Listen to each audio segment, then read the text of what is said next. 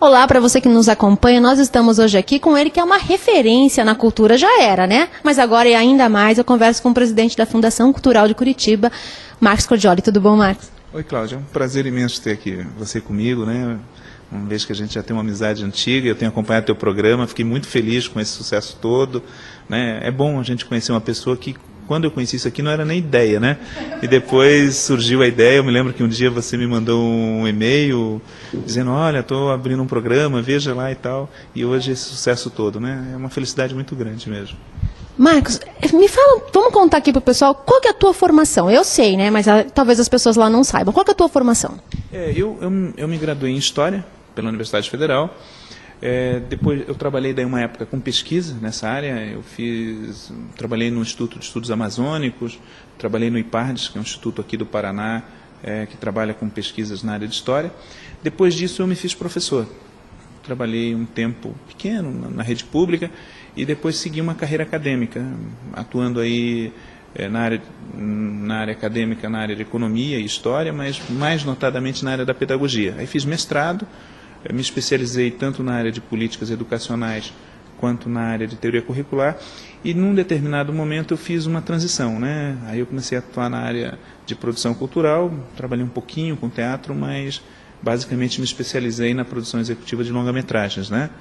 E nesse interim, daí eu fui trabalhar um período em Brasília, trabalhei na Comissão de Educação e Cultura do Congresso, acompanhei a tramitação de quase todos esses grandes projetos que a gente tem aí, né? Do Vale Cultura, da PEC que ainda não foi votada, que estabelece o orçamento mínimo para a cultura, também no Procultura, que é essa reformulação da Lei Rouanet, que também estabelece a base do Sistema Nacional de Cultura. Nesse período também eu trabalhei na assessoria e na elaboração do Plano Nacional de Educação, que está agora no Senado, e assim que ele for votado, vai ser o maior programa de educação da história mundial, né? Um programa gigantesco de qualificação da rede. E depois eu fui trabalhar na Agência Nacional do Cinema. Fiquei na assessoria da diretoria lá por 2 anos e meio no Rio de Janeiro. E agora voltei aqui para Curitiba para assumir a Secretaria Municipal de Cultura como presidente da Fundação Cultural, né?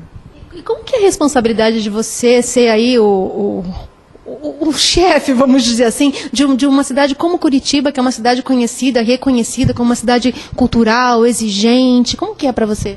Veja, isso é uma tarefa bastante difícil mesmo, viu, Cláudia? Assim, primeiro, nós temos aí 91 espaços culturais e vários outros com os quais nós operamos.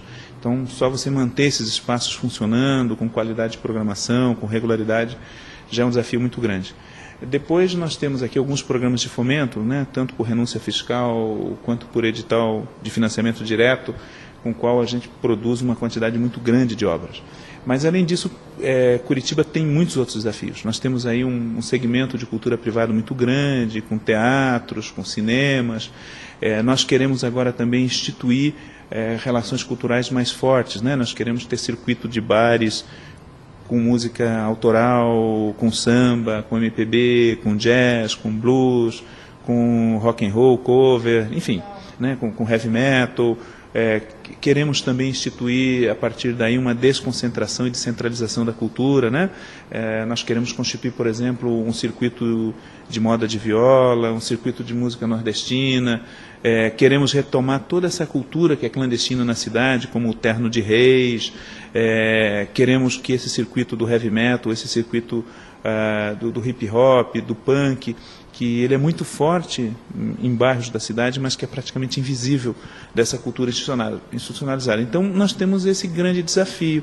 E também nós temos uma cultura étnica muito forte, né? Nós temos dezenas de etnias, de afrodescendentes, de italianos, alemães, suíços, japoneses. Agora já temos um grande número de chineses na cidade, portugueses, italianos, espanhóis, e tudo isso é uma cultura que vem para nós. Além disso, também nós somos uma instituição que produz muita cultura, né? Nós temos a Camerata, temos o coros, temos orquestras, temos a Capela Santa Maria, que também produz música erudita de várias formas. Nós estamos trabalhando agora para fazer de Curitiba uma referência mundial no campo da música antiga, né?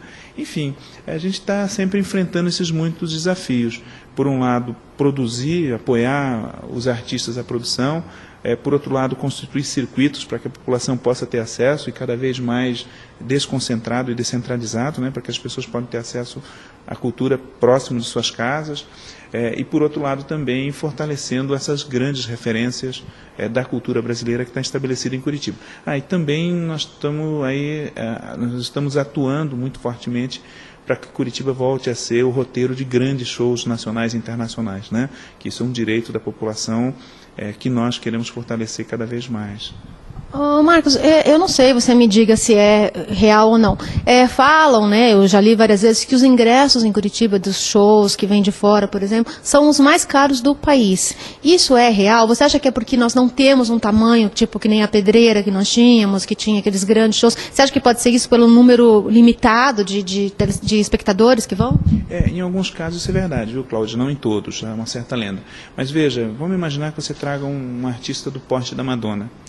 Para ela vir para o Rio, São Paulo, que são cidades conhecidas e são cidades que você tem um grande contingente de acesso, o show acaba sendo mais barato. Aí depois, para você transportar essas pessoas para Curitiba, tem todo um staff, acaba encarecendo mais. E eles têm uma dificuldade maior, porque obviamente que um grande artista ele acaba optando por grandes centros. E também tem outras facilidades, né? Por exemplo, é possível você fazer shows desses artistas ou mesmo fazer 2, 3, 4 shows no Rio, em São Paulo. E aqui em Curitiba, às vezes, você não tem demanda para isso. Mas nós acreditamos que isso está mudando. Por quê? Primeiro que a gente tem uma infraestrutura de salas de espetáculos grandes muito boa. A volta da Pedreira, que deve ocorrer agora no mês de abril, também vai nos fornecer uma sala de espetáculo, né, um espaço de espetáculo gigantesco. Então, eu acredito que a partir do momento em que Curitiba passe a contar com regularidades de grandes shows nacionais e grandes shows internacionais, também o custo operacional da vinda desses artistas para cá vai diminuir e, consequentemente, o valor dos ingressos também tende a entrar num padrão nacional. Marcos, esquecendo aqui o meu roteirinho aqui, que eu vou fazer uma pergunta pessoal, se me responda se quiser. Por que é tão difícil a gente trabalhar com cultura em Curitiba? Ou você acha que isso é geral também? Também não sei, de repente não é só Curitiba e seja uma coisa mais ampla e eu não sei. Não, veja, Cláudia, isso é uma coisa que eu conheço bem, né? Eu trabalhei na Ancine, conheço vários outros municípios, várias outras situações. Eu acho que existem 2 problemas diferentes, tá? Curitiba, por exemplo, ele não conseguiu ainda construir um fluxo de público, né? Nós temos muito boas salas, temos muito bons espetáculos e, no entanto, a gente não consegue ter um ritmo para isso. Eu tenho amigos, por exemplo, que são curitibanos que moram no Rio de Janeiro, um deles em particular, ele me falou bem claramente isso, falou: Marcos, eu vou para o Rio porque eu quero ganhar dinheiro, mas quando eu quero fazer um espetáculo autoral eu venho a Curitiba. Em grande parte isso é verdade. Agora, isso é uma política isso é um problema de política pública, viu, Cláudia? É isso que nós queremos mudar. Porque veja o que ocorre. Vou pegar esse exemplo. Se você chega aqui e diz assim: puxa, eu recebi um amigo de fora, gostaria de levá-los para ir num bar que tivesse um blues. Onde você procura isso? Você tem que ficar vasculhando na internet para ver isso. A gente não tem circuitos organizados. Olha, você pode consultar o Acontece Curitiba, que lá tem boas dicas ali, viu? Cortando aqui. Não, exatamente, Cláudio. Eu acho que esse que é o caminho. O que nós queremos ter? Nós queremos ter um conjunto de circuitos de música que permita que as pessoas... Se eu tenho lá 10 bares certificados que oferecem samba, o que vai ocorrer naturalmente? Eles vão oferecer samba de segunda a domingo, provavelmente na quinta e na sexta você vai ter 2 ou 3 e vai ter outros que vão oferecer isso. De certa forma, o problema nosso cultural passa pelo mesmo caminho. Veja, quem fica na virada do ano em Curitiba não tem espetáculo nenhum. Todas as casas da Fundação estão fechadas, os teatros particulares estão fechados, nós só temos basicamente cinema. Mesmo a Cinemateca, às vezes, nós fazemos lá o período de manutenção nessa fase. E as pessoas que ficam em Curitiba, obviamente que muita gente sai para viajar, para passar o ano novo. Mas numa cidade... Assim como muita gente vem, né? Exatamente. Numa cidade de 2 milhões de habitantes, você continua tendo um público potencial de pelo menos 1 milhão, 1 milhão e 200, 1 milhão e 400. Tá? Então, falta para nós uma política de estímulo para isso. Então, o que nós estamos trabalhando aqui muito pesadamente, né? Produzir obras culturais, nós produzimos muito boas. Você mesmo tem mostrado diversos espetáculos aqui no teu programa, muitas bandas, nós temos ótimas exposições, mas eu acho que nós ainda não conseguimos mostrar que essa distribuição ela pode ser mais equinânime durante o ano, né, e tentando atrair públicos para isso. Então, por exemplo, vamos pegar um exemplo assim, bastante básico. Pela nossa lei de cultura, você faz 22 espetáculos teatrais, e normalmente você coloca os 22 na sequência. Você é atriz, né? Você sabe disso. Você manter sala cheia por 22 espetáculos é muito difícil. A primeira medida simples nossa, o produtor vai poder segmentar essa quantidade de espetáculos da forma que ele quiser num período de tempo. Então, se ele quiser fazer um final de semana e fazer um bom barulho, e aí ele vai medir o público, vai medir a recepção da imprensa, né, vai medir a recepção dos colegas. Aí ele pega, com base naquilo, ele reorganiza o espetáculo, reorganiza a estratégia, percebe para qual público ele funcionou melhor, e aí, digamos, 2 meses depois, ele pode fazer 2 finais de semana. Então, o que você está fazendo? Você está dialogando melhor. Qual que é a vantagem nisso? As pessoas que ouviram falar desse espetáculo e não foram, né, lá na frente podem ser mobilizadas por isso. Então, uma parte do nosso problema está em disponibilizar um conjunto de atividades durante o ano e esse conjunto conseguir dialogar com aquele seu público potencial. Então, por exemplo, se a gente está trabalhando com comédia, né? Curitiba tem uma boa tradição de comédia, tem muito boas tradições de comédia, só que você não tem em Curitiba uma sequência anual de comédia que permita que as pessoas possam ir, por exemplo, na primeira semana do ano, no período do carnaval, em julho, né? Então nós precisamos construir vários calendários. Por que a coisa em São Paulo e no Rio funciona? Porque eles construíram salas de espetáculo, no caso do teatro, ou locais de música que têm muita identidade. Eu, por exemplo, morava no Rio de Janeiro, e era bastante claro, quando eu conseguia sair do meu trabalho um pouco antes das 7, o que era raro, eu ia ou para o Sesc Ginástico, que era próximo dali, ou para salas ali da imediação do Teatro Municipal, e sempre pegava um bom espetáculo às 7 horas da noite. Bastava consultar. Mas por quê? Porque eu tenho uma referência que espetáculo teatral no Rio começa às 7 horas e nesse circuito. Se eu queria uma boa música, eu esperava quinta, sexta e ia para o Circo Voador. Né? Ou então eu olhava lá os circuitos de bares de música autoral, por exemplo, o Carioca da Gema, que sempre tinha um bom sambista, eu ia me organizando a minha agenda cultural. Hoje, para nós, o que falta é um programa de agenda, porque, veja, nós temos boa produção cultural e temos uma população que está com a faixa de renda crescendo. E Curitiba é uma das cidades em que a faixa de renda, que essas faixas de renda intermediária, que é o público potencial para a produção artística, é dos maiores no Brasil.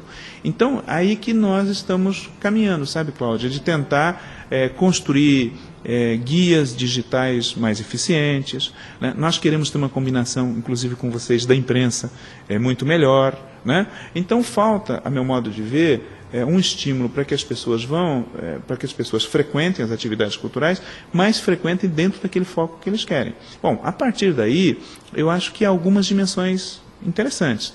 Então, por exemplo, falta para nós ainda uma engenharia de promoção desses eventos, que é o que nós aqui na Fundação estamos trabalhando quase que diuturnamente, tá?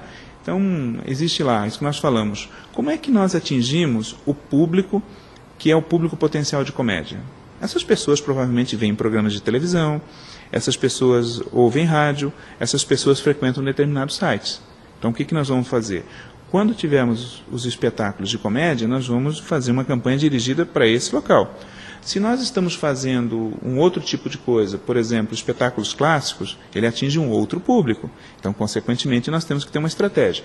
Do ponto de vista do produtor, isso é muito difícil de fazer, porque o produtor faz um espetáculo por ano, 2 por ano, né? E aqueles que conseguiram uma consolidação melhor, ele já tem um público fidelizado. Então, por isso que nós vemos que isso é um problema de política pública, porque nós queremos hoje identificar potencialmente aonde estão os públicos para cada tipo de atividade cultural, e quando você, Cláudia, ou qualquer outro, chegar e entrar no nosso guia de programação dizendo, olha, vai ter um espetáculo de comédia, nós sabemos como promover esse espetáculo. Se é um espetáculo clássico, nós sabemos como promover. Se é um espetáculo de bonecos para criança, nós sabemos como promover. Né? Então, no fundo, o que está faltando é um pouco essa estratégia nossa de lidar com isso. Mas aí vem a segunda parte que eu acho que é mais complicada. Porque se hoje nós produzimos bons espetáculos, nós precisamos sair de Curitiba. Né? E aí isso é também um problema de política pública. Então, nós hoje estamos já entrando em contato com outras secretarias de cultura, com outros... Eu não entendi o que você quis dizer agora, assim, quando se produz um bom espetáculo, temos que sair, como assim?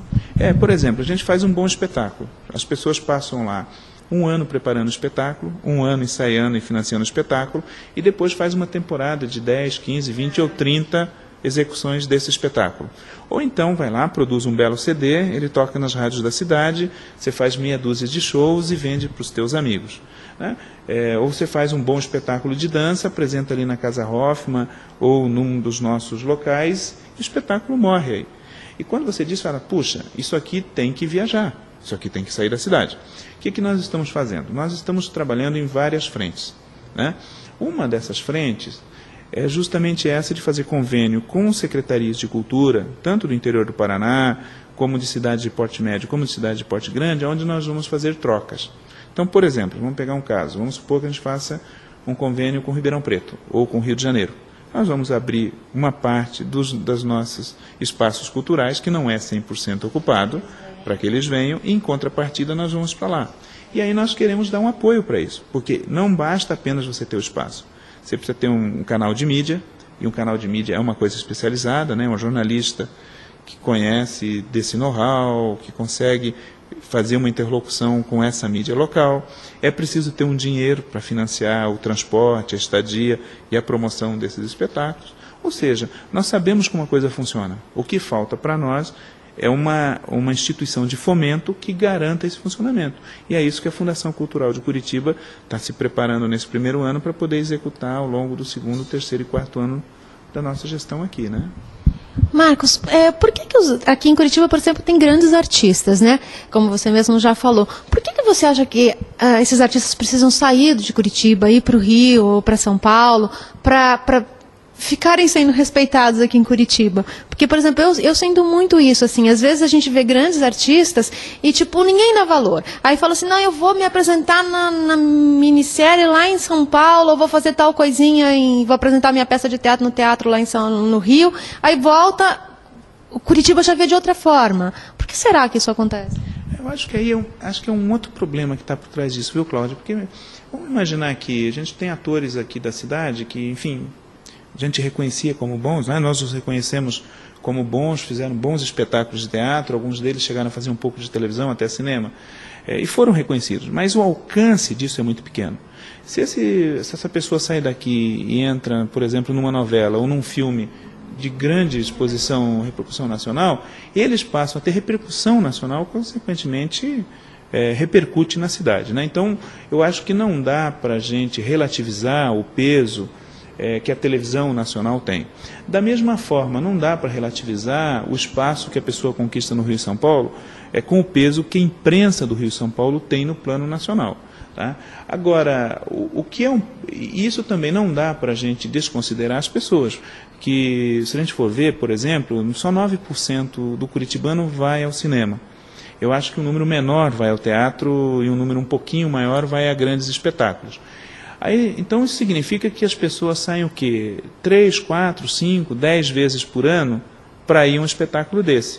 Aí quando a pessoa chega e vê lá na programação de jornal que ela tem a possibilidade de ver um bom espetáculo, mesmo que comentado, de um ator curitibano, que ela raramente ouviu falar ou não ouviu falar, apesar de ser bem comentado, mas, no entanto, tem no mesmo horário um espetáculo com a Marília Pêra ou com a Fernanda Montenegro, mesmo que ela não tenha referência, o poder do ícone acaba pesando nessas decisões, né? E nós sabemos que, de certa forma, os artistas que têm reconhecimento nacional, sejam músicos ou não, eles têm um poder de atração muito grande, né? Então, é lógico que um show de uma pessoa que tem expressão nacional em Curitiba atrai um público muito maior do que um artista local, e não só aqui, em qualquer lugar, né? A diferença é que no Rio de Janeiro acaba ocorrendo o mesmo problema. Às vezes tem muitos bons artistas que não têm público, e esses artistas que têm expressão na música ou na televisão acabam tendo uma expressão muito maior.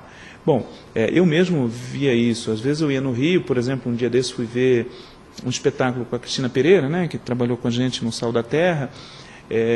Enfim, precisei comprar o ingresso quase uma semana antes, porque estava lotado.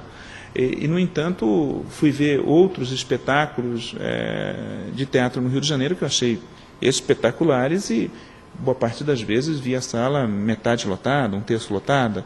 Então, eu acho que tem um pouco isso. Eu acho que o poder que a televisão tem, o poder que a revista Bravo tem, o poder que a Folha de São Paulo, que o Globo tem, são bastante grandes, né? Agora, o que eu acho, e aí a gente tem convidado vocês da imprensa, e vamos lançar essa campanha daqui a pouco, é fazer um pacto pela cultura em Curitiba, né? Ou seja, não queremos com isso ter uma prática bairrista, mas queremos convidar as pessoas que têm recursos e que têm disposição de sair de casa para ver um ator ou um cantor de renome, para que ele também, na mesma proporção, frequente alguém da casa. E aí, nesse sentido, eu acho que você, né, Cláudia, está bastante na frente, porque você traz sempre pessoas daqui da cidade, você tem aberto esse espaço, e nós queremos que as outras mídias da cidade também abram esse espaço.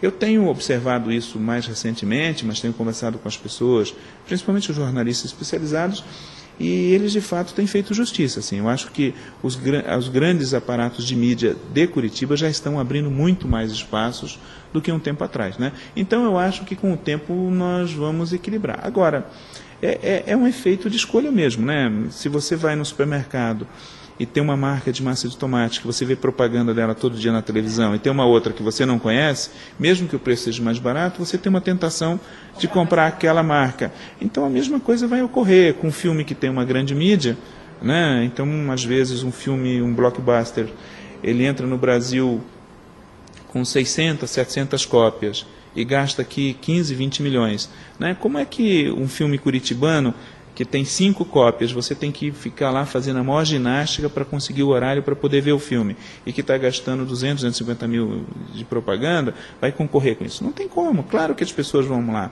E boa parte das vezes eu conversava com as pessoas e falava assim, poxa, Marcos, eu fiquei muito afim de ver teu filme, mas cheguei lá na hora, tem aquele filme que estava indicado para o Oscar, né, ou tinha aquele filme com o Brad Pitt, ou com não sei quem, ou então estava passando, né, um filme nacional importante, e eu, de fato, né, não condenava essas pessoas, porque de fato é isso.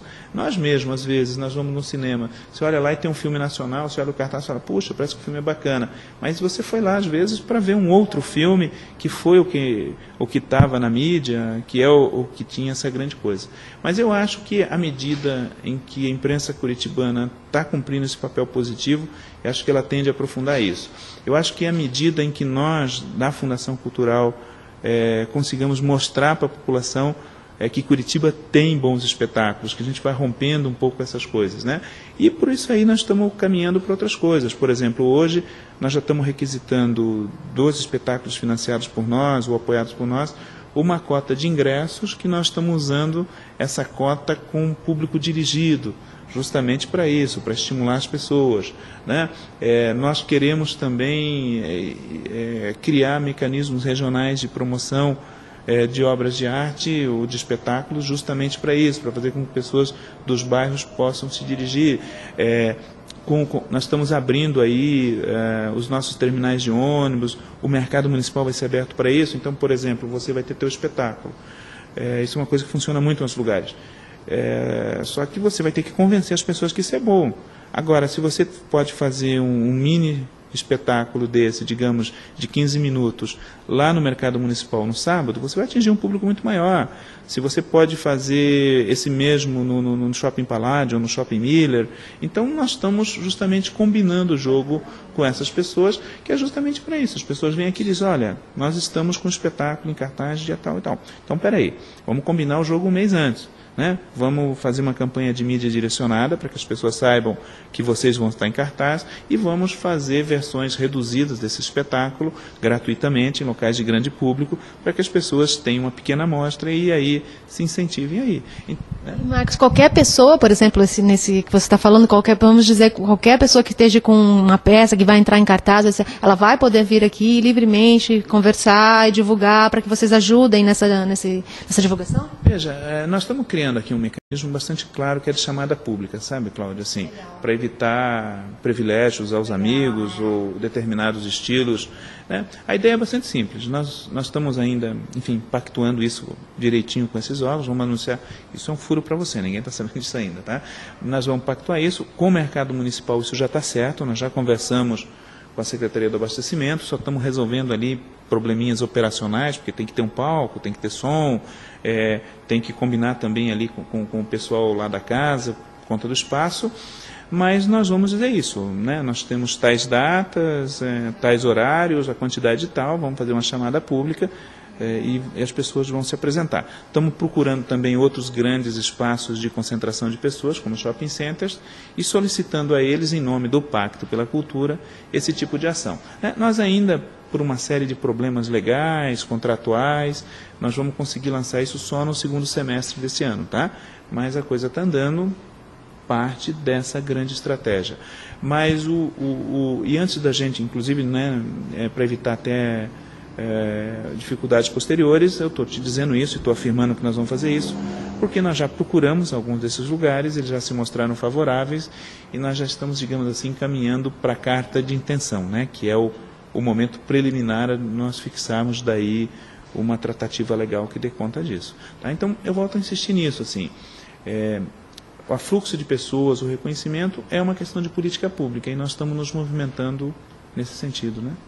Marcos, super obrigada. Eu acho que é isso mesmo que os artistas de Curitiba estão precisando. Eu acho que você vai fazer essa diferença aqui para esse povo aí que luta tanto pela cultura como eu, né?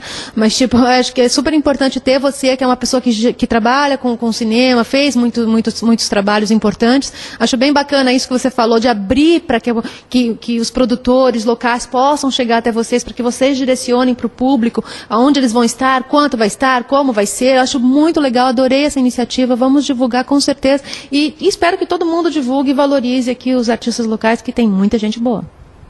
É isso aí, Cláudia, sabe?